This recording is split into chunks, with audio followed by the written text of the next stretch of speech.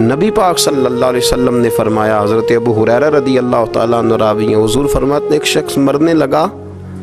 تو اپنے بچوں سے کہنے لگا کہ میں جب مر جاؤں تو مجھے جلا دینا، اور پھر میرے جلے ہوئے وجود کو پیس دینا، پھر مجھے ہوا میں اڑا دینا، پتر مجھے اڑا دینا، مجھے بڑا ڈر لگتا ہے، اگر رب نے مجھ سے حساب پوچھا تو میں قابل نہیں ہوں، اڑا دینا مجھے ہواؤں میں،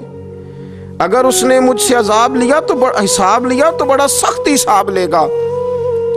حضور فرماتے ہیں، بخاری میں موجود ہے،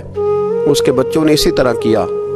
اس کے مرنے کے بعد اسے جلایا، ہوا میں اڑا دیا۔ اللہ کے محبوب فرماتے ہیں رب کریم نے حکم دیا زمین کو کہ اس کے ذرات کو جمع کرو، زمین نے ذرے جمع کیے، خدا نے حکم دیا تو اس کا وجود پھر سے اسی شکل میں آیا، تو رب کریم نے فرمایا یہ جو تو نے وصیت کی تو کیوں کی؟ اللہ جانتا ہے کہ نہیں جانتا؟ یہ کی تو کیوں کی؟ تو رو پڑا، کہنے لگا اللہ میرے اندر تو طاقت نہیں تھی تیرے سامنے کھڑا ہو کے حساب دے سکوں، تجھے منانے کے لیے تیرے خوف سے ڈر گیا، میں ڈر گیا۔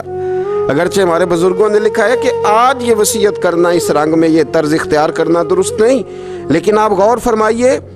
کہ نبی پاک علیہ السلام فرماتے ہیں جب اس نے کہا نا اللہ تجھ سے ڈر کے یہ کیا،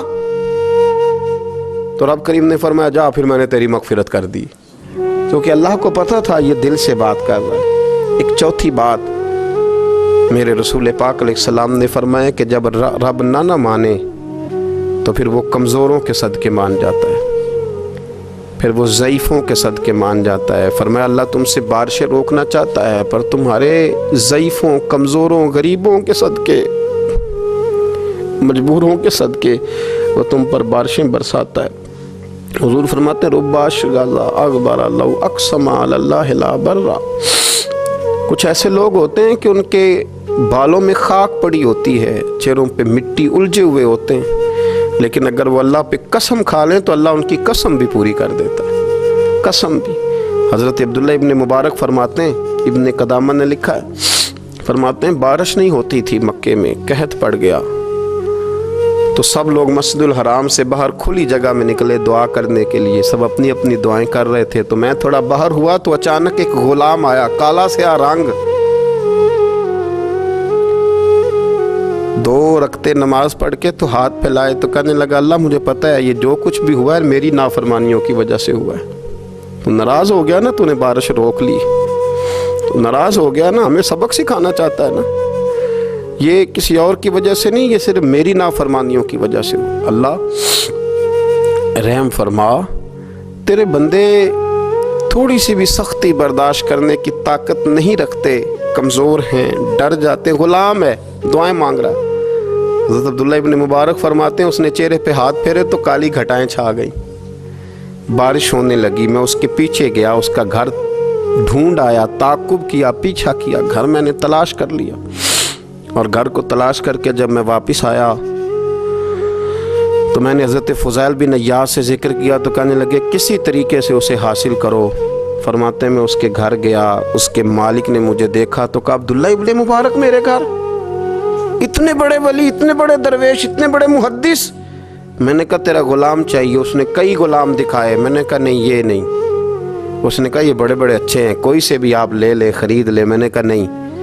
پھر وہ لاغر سا، وہ کمزور سا، وہ ضعیف سا نکل کر کے آیا، میں نے کہا یہ مجھے دے دو، تو کہنے لگا یہ تو بیچارہ بے ضرر سا آدمی ہے، کیا لے کے کریں گے؟ میں نے کہا نہیں مجھے یہی چاہیے۔ میں اس کو ساتھ لے کے چلا تو راستے میں پوچھنے لگا آقا میرے اندر تو کوئی ایسی بات نہیں تھی، مجھے کیوں خریدا؟ آپ مجھ سے کیا خدمت لیں گے؟ تو عبداللہ ابن مبارک فرمانے لگے میں نے کہا کوئی خدمت بھی نہیں لوں گا، میں تو خود تیری خدمت کروں گا، میں تیرا بیاہ کراؤں گا، تیرے لیے مکان بناؤں گا، میں تیری خدمت کروں گا، میں تیرا اور تیرے رب کا رشتہ دیکھ چکا ہوں، میں تیرا اپنے مالک کے ساتھ جو تعلق ہے اسے دیکھ چکا ہوں۔ کہتے میں نے یہ لفظ کہے تو مجھے کہنے لگا 2 رکعتیں پڑھ لوں، اب مجھے لے جانا پر 2 رکعتیں پڑھ لوں؟